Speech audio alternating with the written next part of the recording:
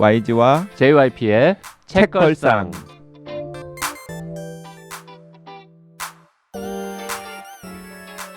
책에 관한 걸쭉하고 상큼한 이야기. YG와 JYP의 책걸상이 찾아왔습니다. YG 강량구입니다. JYP 박재영입니다. 박평 박혜진입니다. HB 김원비입니다. 와. 네.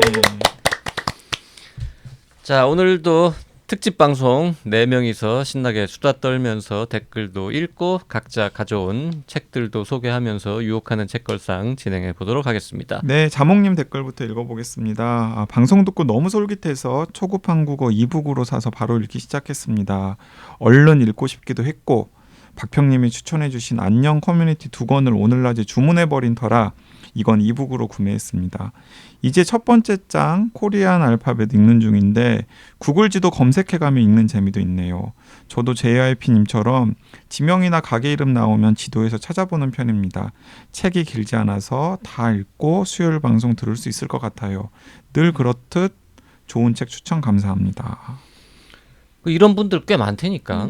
네. 그러니까 저도 JYP 영향을 좀 받아가지고 예전에는 막 제가 그렇지는 꼭 필요한 경우 빼놓고서는 지도를 찾아볼 생각을 안 했는데 예를 들어 뭐 이렇게 무슨 전쟁에서 뭐 무슨 경로 이런 건 찾아봐야 되잖아요. 근데 그런 일이 아니면 찾아볼 생각을 안 했는데 요즘에 소설책 읽으면서도 종종 찾아보다가 근데 그 찾아봤는데 가상의 지명이야.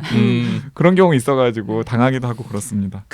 그렇게 책 읽다가 뭐 검색해보고 지도 찾아보는 거 김혼비님도 별로 절대 안 하는 짓이었는데 여행 준비의 기술 때문에 하게 됐다고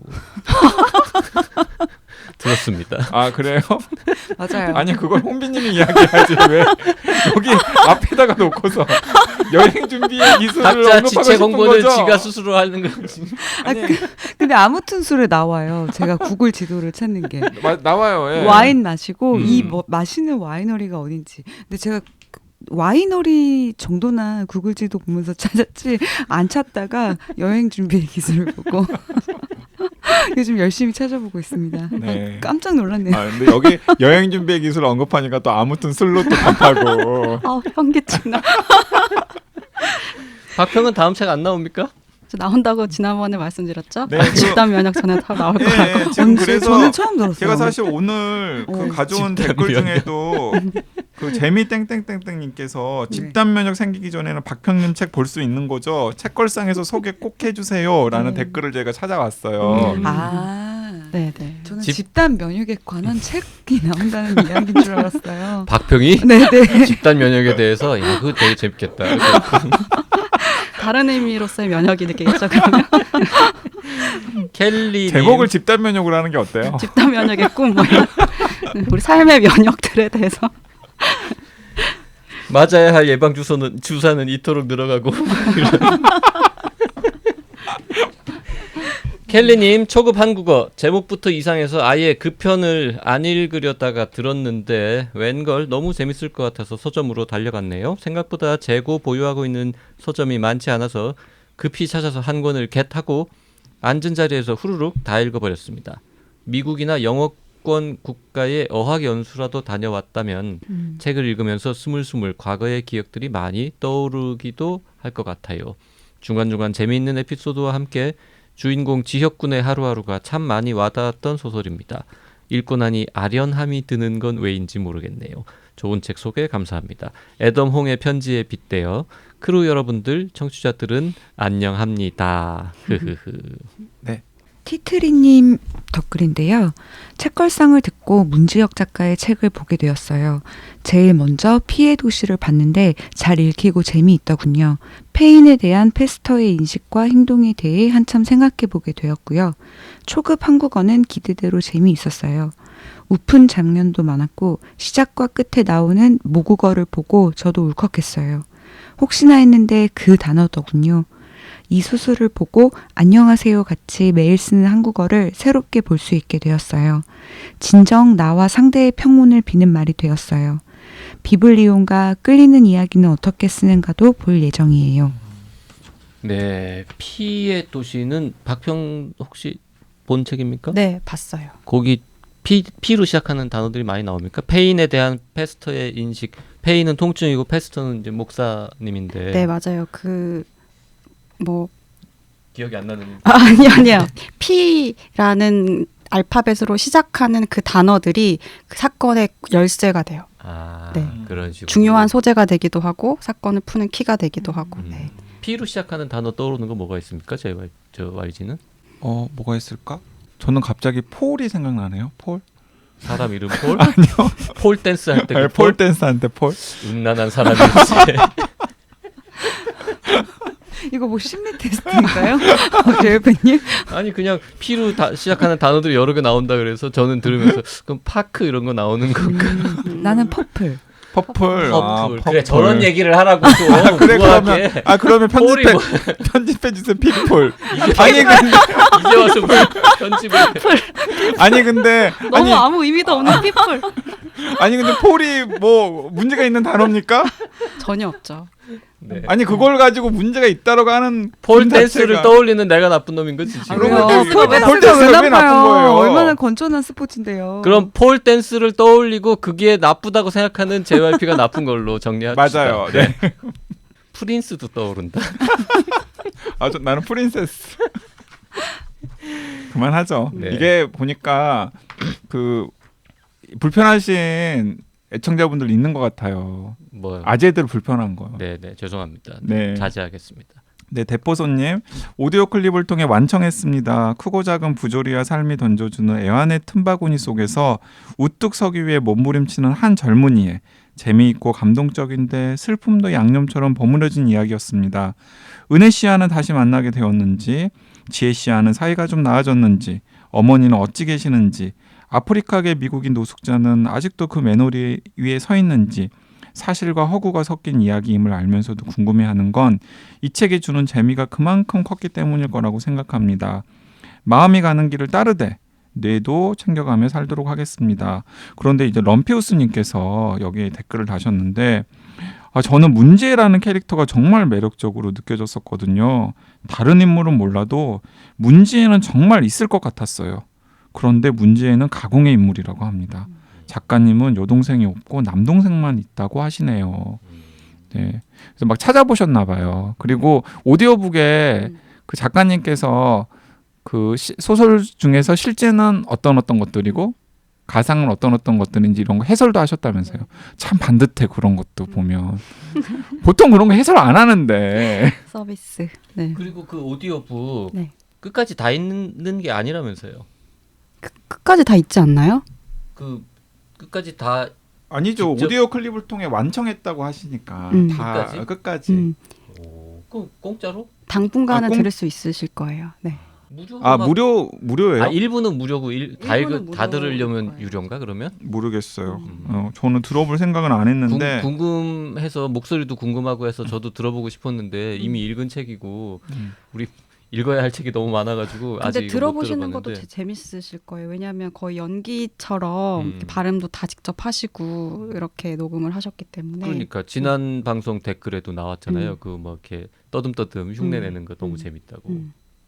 자, 그리고 이 사우디아라비아 리야드에 계시는 걸로 알고 있는 박인식 님께서 팟빵에 박평님께 질문을 주셨어요. 굉장히 긴 서평. 긴 서평에 초급 한국어를 읽고서 이제 긴 서평, 그러니까 1984년부터 본인이 소설 읽기를 즐기시기 시작했던 내용부터 시작을 해서 이 초급 한국어에 대한 본인의 감상을 쭉 적어 놓으신 다음에 본인은 소개와 추천액을 어느 하나도 공감이 가지 않았대요. 책을 읽고서. 경험을 하지도 못했고. 그래서 요즘 문학 작품을 읽기에는 내가 너무 구식인 사람인가? 라는 인정도 하면서도 한편으로는 나는 전혀 그 많은 상찬과 호평이 공감이 가지 않았는데 하면서 이제 박평님께 어쩌면 박평님께 드리는 질문입니다라고 이제 서평 링크를 다셨더라고요. 그렇죠. 근데 그 이야기를 제가 이제 읽어보지 못해서 바로 무슨 말씀 드려야 될지는 잘 모르겠는데 지금 여기 제가 갖고 있는데도 내용이 없어서 구체적인. 네.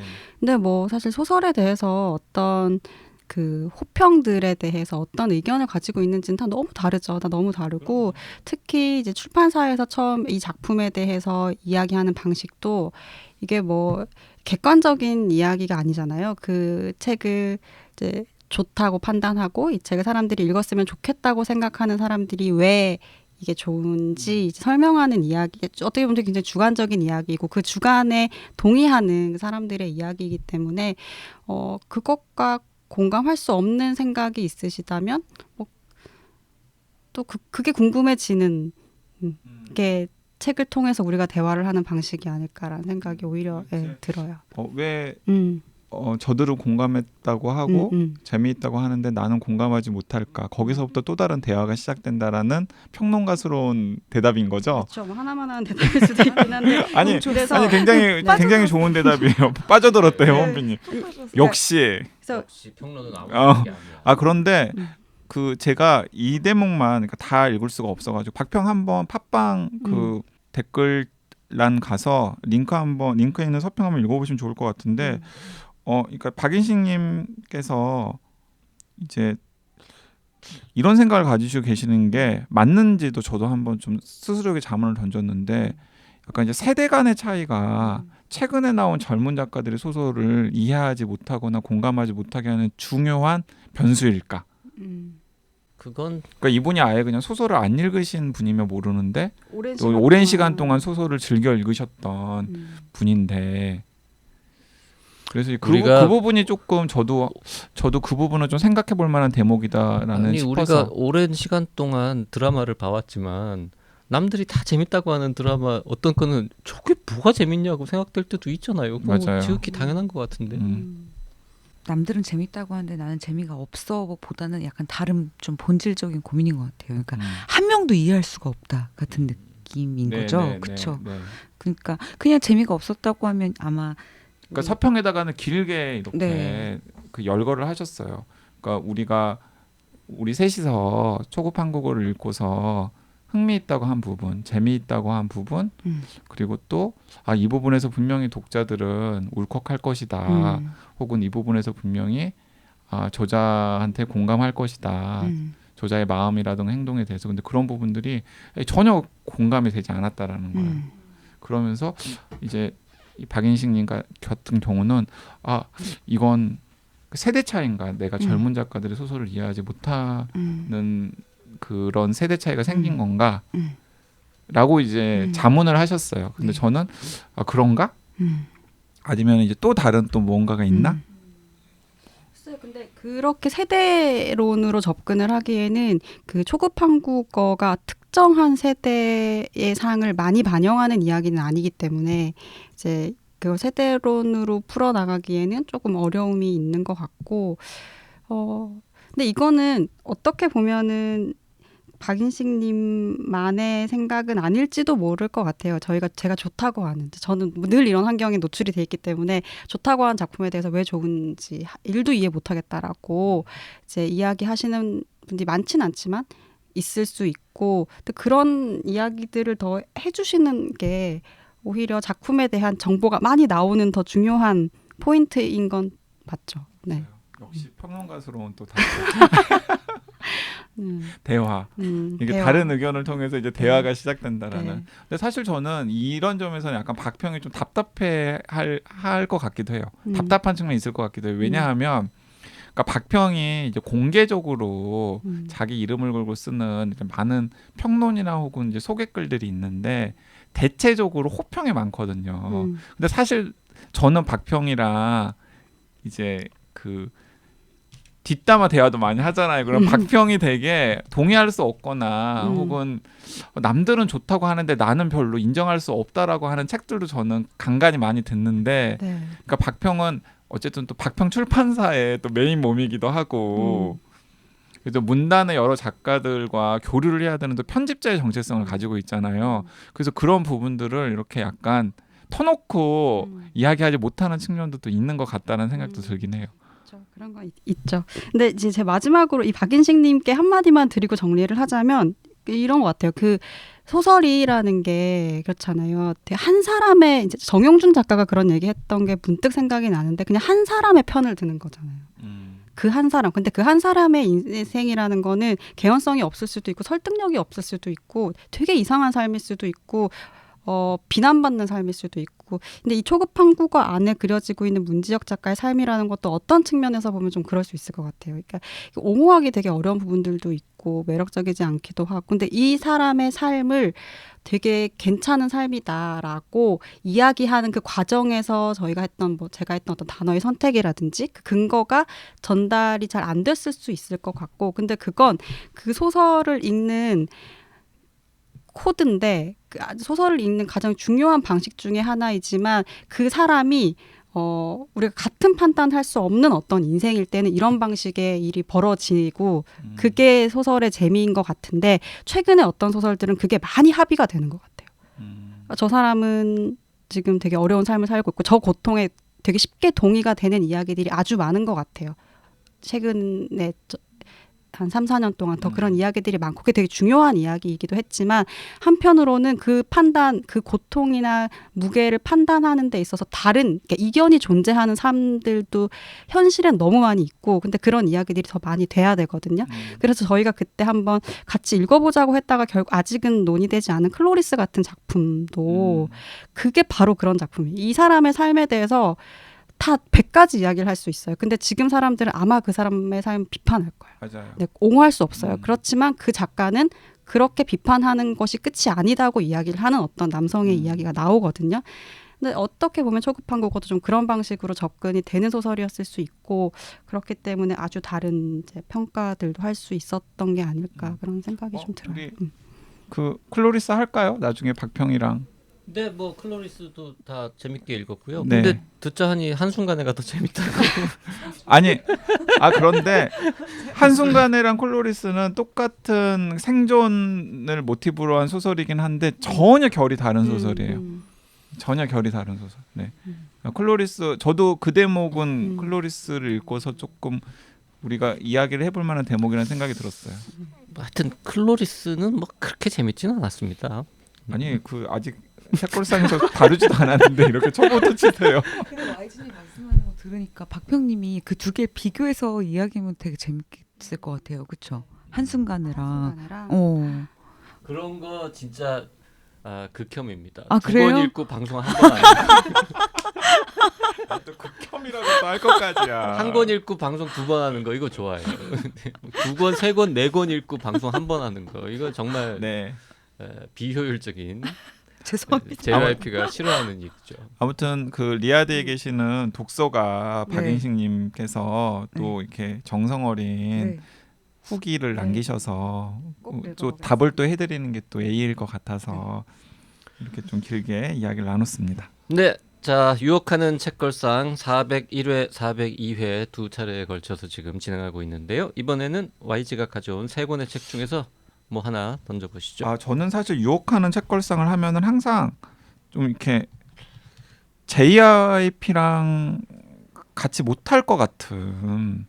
그럼 목록이 쭉 있죠. 유혹하는 책걸상 용으로 한 100개 있는 거죠. 아니 그런 건 아니고요. 우리가 유혹하는 책걸상 할 때 가능하면 좀 이렇게 신간 위주로 소개를 하자 또 이런 이야기도 했었잖아요. 이제 최근에 읽은 책 중에서 나는 되게 재밌었고 소개하면 의미도 있을 것 같은데 JYP가 별로 뭐 관심 없어 할 것 같은 그런 책들을 제가 유혹하는 책걸상에서 주로 소개를 하려고 하는데 그래서 아니나 다를까 오늘도 3권을 가져왔는데 사실 한 권은 과학책에 가까운 책이고 다른 2권은 신학에 가까운 책이에요. 신학이요? 신학. 네. 제가 그 한 해에 꼭 몇 권씩은 신학과 관련된 책을 읽거든요. 근데 이제 먼저 소개할 책은 과학책인데 제가 연초에 읽은 과학책인데 AI 시대 본능의 미래. 그거는 약간 관심이 있어요. 네. 읽어볼 마음도 있어요. 근데 이제 게스트를 또 누구를 불러야 될지 고민이 되어가지고 아마 이건 책걸상에서 정식으로 편성이 되어서 소개를 하기에는 좀 힘들 것 같다라는 생각에서 제가 그냥 유혹하는 책걸상에서 이야기를 하는데 너무 재밌어요. 그 제니 클리먼이라고 하는 가디언에서 기자로 일을 하다가 가디언은 퇴사를 한 다음에 지금은 프리랜스 라이터로 이제 기고도 하고 뭐 TV 다큐멘터리 작가 진행자로도 활동을 하는 이제 영국의 프리랜스 저널리스트 이제 여성이에요. 이름에서 확인할 수 있듯이 제니 클리먼이라고 하는 여성이 원래 제목은 섹스 로봇 앤 비건 미트예요. 그러니까 섹스 로봇과 그리고 비건 미트면은 약간 초식 그 주의자, 채식주의자를 위한 약간 고기 뭐 이런 의미겠죠. 어떤 이야기를 하고 있냐면 그 크게 네 가지를 이야기를 하고 있는데 미래의 우리 섹스는 어떻게 될 것인가, 그리고 미래의 우리 먹을거리는 어떻게 될 것인가, 그리고 미래의 탄생은 어떻게 될 것인가, 그리고 미래의 우리 마무리는 어떻게 될 것인가.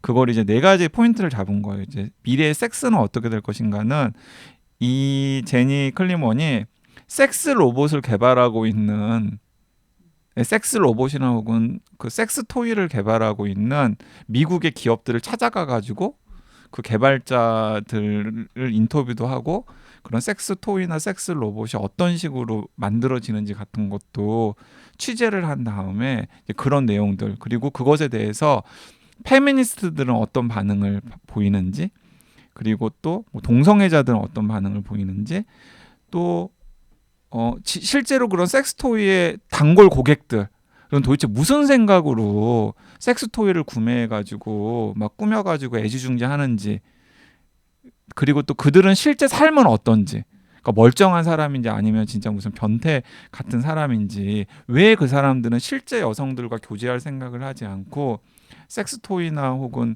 섹스 로봇에 열광하는지, 이런 것들을 취재를 해가지고 이제 한 챕터를 이제 마무리 짓고, 또 하나 챕터는 수상한 질문 위험한 생각들을 보면 내 YG가 쓴 수상한 질문 위험한 생각들을 보면 배양육에 대한 이야기가 나와요. 그리고 어쩌면은 미래 사회에서는 실제로 소나 돼지를 도축해가지고 고기를 구해서 육식을 하는 것이 아니라 실험실이나 혹은 배양육 공장에서 만든 육고기로 육식을 하고, 그것이 오히려 실제 소나 돼지를 도축해가지고 얻는 고기보다 오히려 더 나은 선택지라고 합의가 되는 순간이 올 수도 있다라는 대목을 이야기를 하는데, 그 배양육의 현실이 지금 어느 정도까지 되어 있는지, 그런 것들을 이제 배양육 개발하고 있는 기업 관계자들, 그리고 이제 연구자들, 그리고 또 실제로 배양육을 옹호하는 채식주의자들도 있겠죠.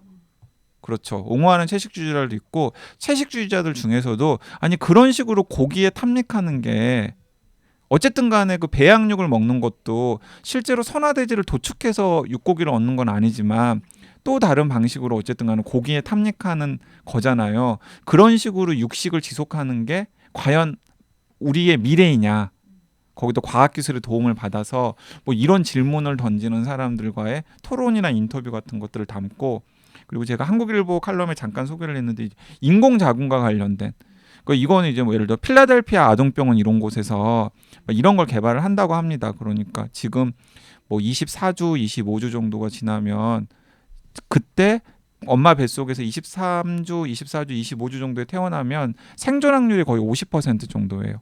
조산으로 태어나면. 그리고 설사 생존을 하더라도 장애를 안고 살아갈 가능성이 굉장히 크고, 그리고 그 중에서는 5세 미만의 사망할 가능성도 높고, 그래서 이제 그런 부분들을 좀 극복하기 위해서 예를 들어 뭐 미국의 필라델피아 아동병원 같은 곳에서는 인공자궁을 개발하려고, 그래서 뭐 바이오팩 뭐 이런 인공자궁을 개발을 해서 그렇게 조산으로 태어난 아이를 그 인공자궁 안에다 집어넣고 주스를 채운 다음에 이제 태어나게 하는 거죠. 정상적인 상태로. 그게 인큐베이터에서 키우는 것보다 뭐 생존율이라던가 아이의 건강에 훨씬 더 좋을 가능성을 염두에 두고서, 그래서 동물 실험에서는 거의 성공적인 결과를 얻어가지고 미국 FDA에 실제로 23, 4주 정도의 조산으로 태어난 인간 아이를 상대로 임상 시험을 하게 해달라고 이제 요청을 해놓은 상태래요. 그래서 이제 그것과 관련해가지고 그런 인공자궁을 개발하고 있는 의사들이나 혹은 과학자들의 약간 비전, 그리고 실제 연구의 진행 상황들도 이제 본인이 직접 인터뷰하고 취재해가지고 소개를 해놓고, 그것과 관련한 또 다양한 반응들. 근데 이게 저는 너무 재밌더라고요. 예를 들어서 되게 본인이 페미니스트라고 주장을 하는 극렬한 이제 뭐 약간 여성 지식인 같은 경우는 여성을 출산으로부터 해방시킬 수 있는 과학기술의 축복이다. 그러면서 여성이 드디어 이제 모성 신화로부터 완전히 떨어져 나갈 수 있는 한 걸음을 디디는 일이다라고 굉장히 이걸 환영을 하는 거예요. 근데 또 한편에서는 이런 인공자궁을 환영하는 사람 중에서는 또 어떤 사람들도 있냐면 진짜 그 여성 혐오주의자들이 있는 거예요. 근데 그 여성 혐오주의자들 어느 정도 수준이냐면 삶에서 좀 여성을 지워버렸으면 좋겠다. 이런 사람들로서는 여성을 지우고 싶은데 삶에서 인류의 재생산을 위해서는 여성이 어쩔 수 없이 필요하잖아요. 그런데 인공자궁 같은 게 생기면 아예 출산에서도 여성을 배제할 수 있으니까 남성들끼리만 살 수 있겠네? 이런 이제 그래서 양극단에 있다라고 생각되는 사람들이 또 이런 인공자궁에 동시에 환호하는 그런 모습들도 보여주고 또 한편에서는 남성 동성의 부부 같은 경우에는 부부나 커플 같은 경우는 아이를 너무나 가지고 싶은데 이제 대리모를 구해가지고 대리모에 의존할 수밖에 없잖아요. 아이를 낳으려면은. 근데 이제 그런 분들 같은 경우는 또 이런 인공자궁에 대해서 너무나 기대를 하는 거죠. 그런 대리모에게 불확실한 출산 과정을 의지하지 않고서도 우리가 주도해가지고 우리의 이세를 그럼 낳을 수 있는 거네요. 하면서 이제 계속해서 이제 그런 소식들을 모니터링하고 뭐 이런 모습이라든지 아니면 이제 그런 삶을 스스로 마무리하고 싶은 사람들이 그냥 고통 없이 그러면서 아주 손쉽게 삶을 마무리할 수 있는 테크놀로지를 요구하고 또 그런 테크놀로지를 뭐 공급하겠다라고 약속하는 사람들의 이야기 같은 것들이 이제 이 책에 이제 담겨 있는 거예요. 그래서 취재도 굉장히 열심히 했고 소재 자체도 어떤 면에서는 자극적이지만 또 어떤 면에서는 우리 삶에 되게 본질적인 여러 부분들을 건드리고 있어서 저는 연초에 굉장히 흥미롭게 읽었고 읽어보면 좋겠다는 생각이 들어요. 그래서 단순하게 기술만 소개한 게 아니라 그 기술과 이해관계를 하고 있는 여러분들의 그 생각이라던가 말들을 이렇게 다 담아놔서 저는 굉장히 재밌게 읽었던 책입니다. 저도 그 신문에 관련 기사 난 거 보면서 요건 재밌겠는데라고 관심을 가졌었는데 YG가 최근에 나보고 읽으라고 유혹하는 책 중에 그나마 이게 제일 관심 갖고 읽고 싶은 그런 책입니다. 네, AI 시대 본능의 미래. 제목을 잘못 지은 것 같아요. 밋밋합니다. 한국어. 그러니까 차라리 그냥 원제를 그래. 원제는 그래서 이제 섹스 로봇 앤 비건 밋 해가지고 딱 그 서구 독자들이 가장 관심 있어 할 법한 그 소재를 책에 있는 두 가지 소재를 딱 전면에 내세웠는데 우리나라에서는 그렇게 포장하는 게 조금 출판사 입장에서는 부담스러웠던 것 같아요. 4개의 파트가 있고 챕터가 15개가 있는데 그중에 하나 6장 같은 제목이 고기를 사랑하는 채식주의자 이런 거거든요. 네, 맞아요. 뭐 이런 게 또 제목으로 좋지 그러니까 않습니까? 채식주의자였는데 그 채식주의자가 기업을 창업을 한 거예요. 이런 배양육을 만들어 가지고 공급하는 기업을. 그러니까 콩으로 만든 고기 맛이 나는데 사실은 콩으로 만든 거 콩고기를 먹는 채식주의자하고 시험관에서 키워낸 꽃등심 세포를 막 이렇게 1000만 배로 불려가지고 만든 고기, 그 꽃등심이랑 맛은 아마 똑같을 거거든요. 그거를 먹는 거하고는 채식주의자가 채식을 선택한 원인이 뭐냐에 따라서 다를 수도 있는 거잖아. 정말 먹고 싶은데 이건 정말 맛있고 나 좋아하는데 그냥 뭐 동물권이라든지 뭐 환경이라든지 뭐 기타 등등 여러 가지 이유로 먹고 싶지만 참고 있는 분들은 배양육은 먹어도 되는 거 아닙니까? 그러니까 그렇게 먹지 않는 것이 동물이 그 도축되는 그 과정에 동의하지 않기 때문에 하지 않는 것인지 아니면 동물이 고통을 느끼는 존재이기 때문에 먹지 않는 것인지에 따라서 또 완전히 다른 대답을 할 수 있는 그래서 거. 이제 도축되는 과정에 대해서 불편하거나 아니면은 동물이 고통을 느끼기 때문에 불편하다고 생각하는 사람들은 사실은 채식을 선택하는 것이 아니라 이런 실험실에서 세포 수준에서 그냥 이렇게 배양을 해가지고 만들어진 고기를 선택하는 게 오히려 나을 수도 있고, 그리고 이제 이런 이야기를 하는 사람들의 근원에는 무엇이 있냐면 그 연말에 이제 박평이 소개해줘가지고 우리가 날씨다라고 하는 책을 읽었는데 그 우리가 날씨다의 저자도 기후 위기를 지금 극복하기 위해서 일상생활에서 보통 사람들이 할 수 있는 가장 중요한 실천은 육식 위주의 식단을 채식 위주의 식단으로 바꾸는 것인데 그게 나도 사실은 어렵다. 그런 고백들을 이제 토로하면서 그 책을 쓰고 있거든요. 조금이라도 줄여보자. 이제 그런 사람들에게 이런 배양육이 굉장히 세련된 본능을 거스르지 않는 세련된 대안일 수도 있겠다라고 생각을 하면서 이제 그쪽을 파고드는 사람들이 있는 거죠. 근데 이제 이 제니 클리거는 과연 그렇게 과학기술의 힘을 이용해서 배양육까지 만들어가지고 육식을 지속하는 것이 맞는 건가? 그게 우리가 원하는 방향인가? 하면서 이제 퀘스천 마크 자꾸 이제 독자들한테 질문을 던지는 거예요. 주변에 비건을 지향하시는 분, 완전 비건이신 분들 보면 약간 그런 어쨌든 고기를 흉내낸 어떤 형태를 소비하는 것 자체도 결국은 동물 대상화와 연결이 되니 반대하시는 분이 있고 동물권과는 크게 상관없이 기후 위기 때문에 고기를 줄이시는 분들에 따라서 다른 것 같아요. 네. 배양육 관련 얘기 그런 얘기도 이 책에 나오는지 모르겠는데 배양육과 관련된 이슈 중에는 그 가난한 나라 먹을 게 없어서 단백질이 부족하고 식량이 부족한 나라들의 그 문제를 해결하는 어떤 대안으로서 이제 경제학적인 측면에서 또 거론되는 측면도 있는데 그 부분까지는 안 다루겠죠 아마도. 이거는 그 부분에 대해서는 오히려 회의적이에요. 언급이 되고 있긴 하거든요.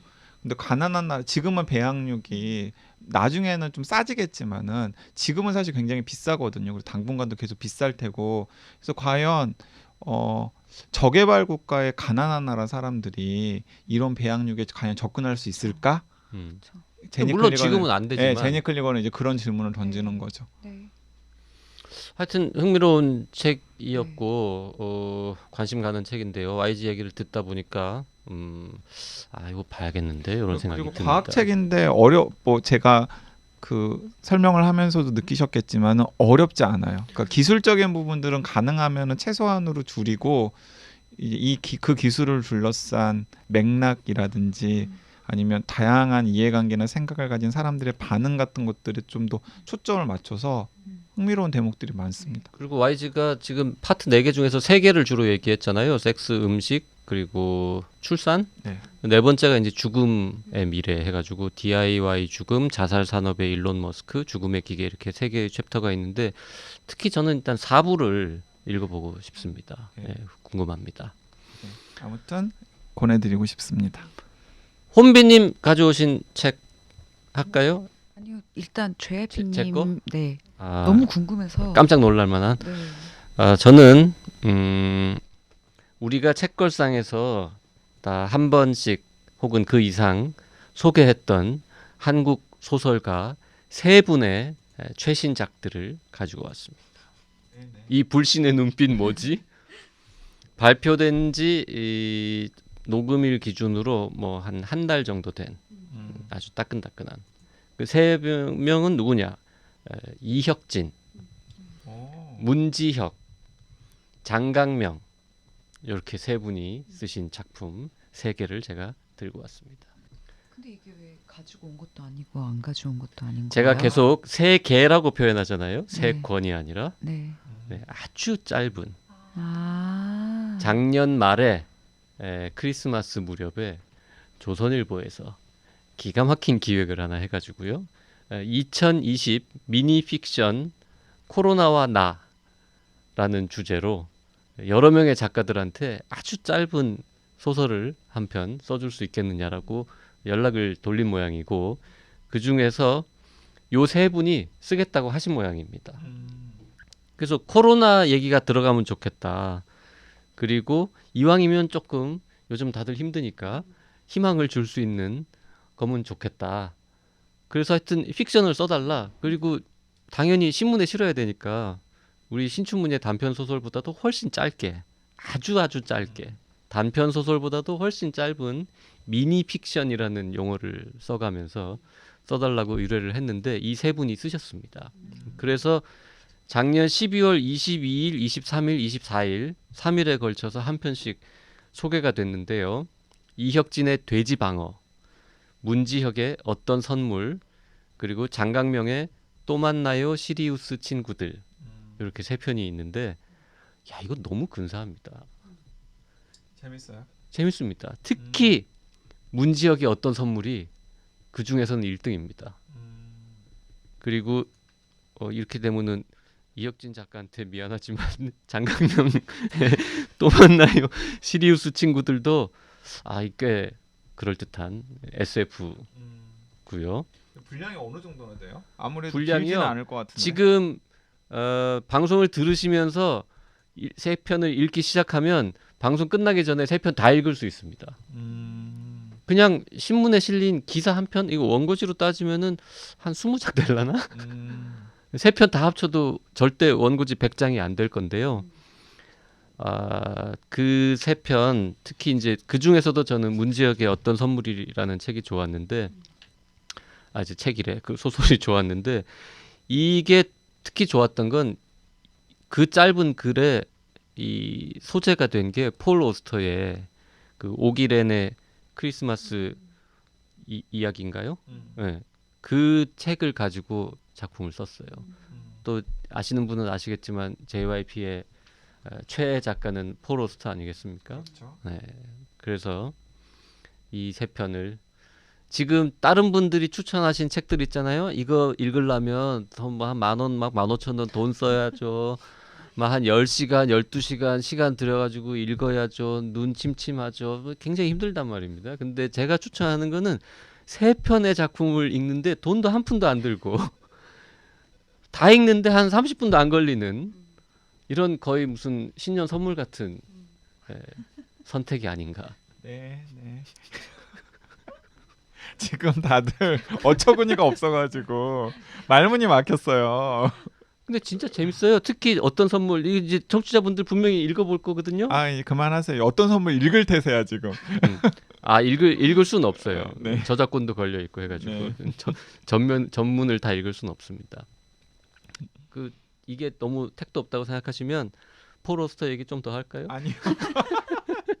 우리는 폴 오스터의 작품을 언젠가 책걸상에서 다루고 싶은 욕망은 늘 있는데 이 할아버지가 새 책을 안 내고 있어요. 특히 소설을 계속 에세이만 내고 있고 이제 나온 지 한참 된 막 2, 30년 된 거나 10년 된 소설을 가지고 하기에는 또 약간 껄쩍지근하고 해서 언제 새 책을 내시거나 아니면 야한 소설 특집 이런 걸 하거나 뭔가 하여튼 테마가 딱 잡혔을 때 폴 오스터가 연결이 되면은 한번 가지고 올 텐데 제가 4년 동안 책걸상을 하면서 가장 사랑하는 작가의 책을 한 번도 못 다룬 게 안타까울 뿐입니다. 네, 언제 폴 오스터 특집 한번 하시죠.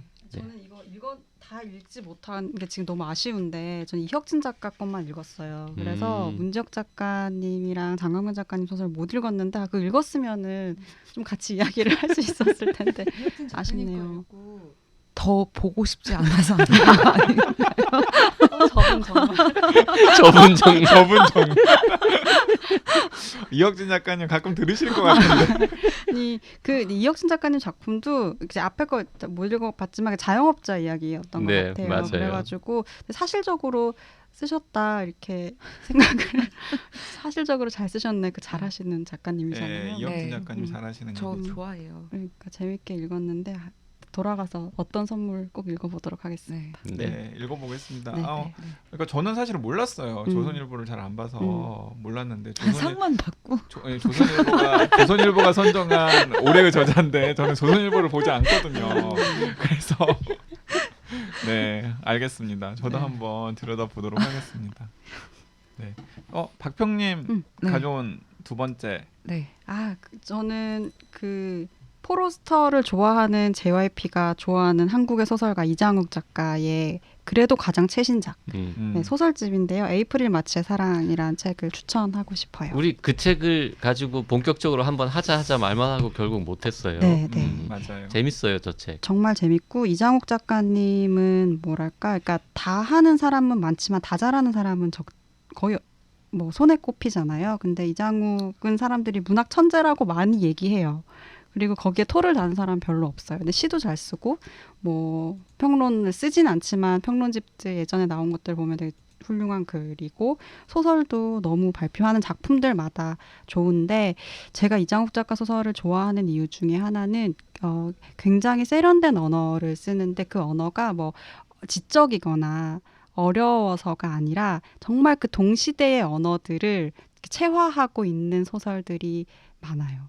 그러니까 그게 아주 청소년 남성에서부터 아주 늙은 뭐 노모의 언어까지 지금 우리 한국 사회에 이렇게 떠다니는 그런 언어들이 다 작품 안에 정말 찰떡 같은 이야기들로 같이 이렇게 표현이 되는데 이 작품 집 안에 들어있는 작품들도 굉장히 다양한 사람들 뭐 정말 뭐랄까 한국 서울에서 사는 중년 남성인데 교수인 그러니까 기득권의 어떤 핵심이라고 할 수 있는 어떤 사람들에서부터 정말 그와 반대에 있는 영역에 있는 사람들까지 정말 다양한 사람들의 이야기가 들어있는데 이야기의 형태들도 다 다채롭고 재밌어요. 그러니까 다 설명할 수는 없고 좀 재미있는 것 한 편만 설명을 하자면 딱 열면은 맨 먼저 만날 수 있는 소설이 그 행자가 사라졌다라는 단편 소설인데 이 행자가 애완용 뱀이에요. 네, 어느 날 행자가 사라졌어요. 근데 이 이야기의 주인공은 대학 신입생 여성이거든요. 이 친구는 나가 살고 있어요. 기숙사에서. 근데 행자가 사라졌다는 얘기를 듣고 너무 놀란 거죠. 왜 행자를 돌보는 건 거의 나였어요. 물론 돌보는 건 엄마였지만 먹이를 주는 건 엄마였지만 집에 이제 와요. 그래서 도대체 이 행자의 행방이 어디로 간 것인지. 근데 이 친구가 그 추리소설에 과몰입해 있는 친구예요. 그래서 이제 온 가족들을 용의선상에 올리는 거죠. 그리고 한 사람 한 사람씩 프로파일링을 하기 시작해요. 이 행자가 사라졌다. 그럼 행자를 사라진 이 사건의 범인은 누구인가? 제일 먼저 행자와 가장 적대적인 관계에 있는 사람을 의심하겠죠. 아빠예요. 대부분의 가정에서 가족들에게 어떤 적의를 품게 하는 행동들을 많이 하시는 아버지들이 좀 있지 않습니까? 그래서 이 행자에게도 마찬가지였던 거죠. 그래서 아버지를 막 이렇게 프로파일링을 하기 시작해요. 그러다가 아버지 슬프네요. 아버지 슬픈 아버지 네. 그리고 근데 아빠가 원인일까 그러다가 이제 엄마에게로 돌아가는 거죠. 근데 엄마는 사실상 행자에게 해코지를 할 만한 이유가 1도 없는 사람이에요. 근데 우리가 많은 이제 어떤 서사들에서 볼 수 있듯이 아무런 이유가 없는 사람이기 때문에 그가 범인일 수 있잖아요. 그래서 엄마를 또 막 하기 시작하죠. 엄마의 역사가 또 이제 드러나는 거. 근데 엄마가 그럴 일은 없죠. 사실상 이 이야기의 가장 핵심은 동생에게 있을 것 같아요. 동생은 중딩이에요. 근데 이 친구는 극우 사이트에 들어가서 거기에 또 굉장히 가몰입해 있는 자기만의 세상에서 살고 있는 그런 청소년이거든요. 이 동생에 대해서 막 이야기를 하고 근데 이 동생도 아닐 것 같아요. 돌아보면은 가장 이 집안에서 무해한 사람이 저희 이제 90이 넘은 할머니가 계세요. 거의 식물 상태로 식물처럼 이렇게 집에 계시는 할머니인가? 할머니도 막 이렇게 돌아가요. 그러면서 이제 행자의 뱀에 할머니 이름을 붙인 거네요. 맞아요. 할머니 이름이 사실 행자거든요. 살아계신 할머니. 그래서 이 행자 사라진 뱀의 사라짐이라는 사건으로 가족 이야기를 다시 쓰는 건데 그 방식이 추리 소설에 과몰입해 있는 이 화자가 자기가 봐왔던 추리 소설을 써나가는 방식으로 가족의 이야기를 다시 끄집어내는데 너무 전개 방식도 재밌고 그렇게 해서 사실상 이 사람들은 한국 사회에 곳곳에 있는 사람들 되게 대표적인 인물들이에요. 그렇네요. 네, 좀 좌절해 있는 엄마 그리고 자신은 굉장히 우아한 어떤 중산층의 남성 자수성가한 사람이라고 생각하지만 가족들로부터는 전혀 인정받지 못하는 아버지 뭐 이제 이런 사람들의 이야기를 드러내는 방식이 너무 세련되기도 하고 재미있기도 하고 이런 요소들이 그 수록되어 있는 작품들에 걸쳐서 꾸준하게 계속 이제 평균율을 형성을 하고 있죠. 그래서 너무 재밌는 소설이에요. 저 책 굉장히 재밌습니다. YG가 저거 안 읽고 시큰둥해가지고 우리가 방송을 안 했을 뿐 YG가 까는 책도 있어요. 그러고 보니까 YG님은 별로셨어요 읽으면. 안 봤을 거예요. 안 읽었어요. 우리가 재밌다고 왜냐하면 바람 잡았는데 안 보더라고. 왜냐하면 그 제가 이장욱 작가의 매력에 빠질 만한 기회가 별로 없었어요. 이상하게 제가 읽은 소설들은 다 별로 저랑 안 맞더라고요. 심지어는 그 젊은 작가상 10주년 기념 작품집에 실린 이장욱 작가의 작품도 제가 너무 별로였어요. 제가 보기에 제가 읽기에는 그래서 저도 그 이장욱 작가를 칭찬하고 좋아하는 사람들이 많다라는 이야기는 제가 잘 알았는데 이상하게 저랑은 좀 궁합이 안 맞다 싶었는데 제가 에이프릴 마치의 사랑은 그 이렇게 두 분이 이제 호평을 하시니까 꼭 한번 읽어보도록 하겠습니다. 그 9편인가 실려 있는데 참 기발한데 이런 설정들도 많고 그다음에 약간 그 유럽 소설 같지 않습니까? 맞아요. 전반적으로 한국 소설 같지 않고 저는 이제 평론가가 아니라서 표현은 잘 못하겠는데 유럽 중에도 영국은 절대 아니고 독일도 아니고 뭔가 프랑스나 어디 포르투갈이나 이런 데서 나온 소설 같은 제가 프랑스 포르투갈 소설 안 좋아하거든요. 그렇죠.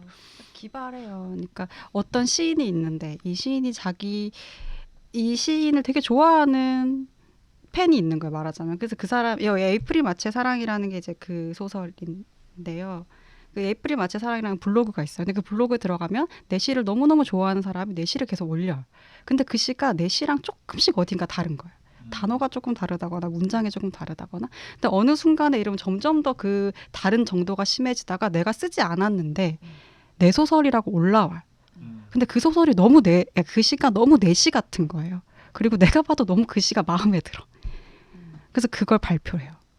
되게 재밌다. 네. 그런 과정들 그리고 내 시들을 평가를 하고 있는 내가 굉장히 신뢰하는 평론가한테 댓글 보여주니까 네가 보나마나 네가 쓴 최고의 시다라고 해요.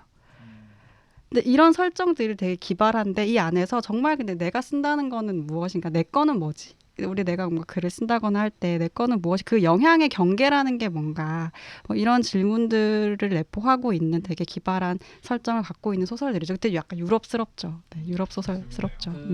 설정을 보면 아니 이 아저씨 이거 앞으로 어떻게 하려고 장편도 아니고 단편인데 이렇게 펼쳐놓고 이렇게 시작을 하지? 이런 느낌이 좀 들고요. 끝까지 다 읽고 나면은 각 단편이 약간 이제 예상 외로 흘러가는 부분들이 많은데 이게 뭐 어설프게 이렇게 대충 마무리되는 게 아니라 야, 이 고급진데 이런 느낌이 맞아요. 좀 들고 매력적인 작품집입니다. 저 딴 작품들은 안 읽어서 모르겠는데 저 에이프릴 마치의 사랑에 들어있는 단편들은 다 괜찮아요. 제가 단편 싫어하는 JYP도 아주 재미있게 즐겁게 읽었던 책입니다. 박평이 참 책 소개 잘하잖아요. 진짜 빠져들어. 책 속의 맛집이야. 어. 여기. 그 뭐지? 제목은 잊어버렸는데 이발소?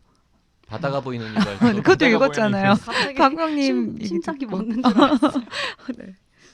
바다가 보이는 이발소는 JYP가 읽기엔 너무 따뜻해가지고 참 너무 훈훈하고 따뜻하죠. 막 청소년 건전 소설 같잖아. 좀 재밌었어요. 근데 재밌었어요. 네, 저도 읽었어요. 재밌었어요. 저도 읽었어요. 네. 제가 쓴 것도 아니지만 감사합니다. 자, 시간이 많이 지나서 혼비님이 가져온 책은 또 다음 기회에 네네. 소개하기로 하고요. YG도 신학 관련 책 2권 가져왔는데 다음으로 미루도록 하겠습니다. 네, 진짜 야심차게 가져왔는데. 근데 제목만 알려주시면 안 돼요? 너무 궁금해요. 안 돼. 다음번에. 궁금증도 남기고 그래야지. 네, 신학 관련된. 두 개나. 너무나 한 작가가 쓴 책이에요. 네네. 얘기해드리게 다음 해주세요. 시간에 다음 시간에 하겠습니다. 네. 다음번에 언제 기회가 아이템은 닿으면. 소중하니까요. 네.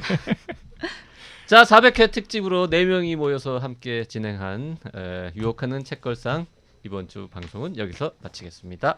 네, 다음 주에 뵙겠습니다. 감사합니다. 감사합니다.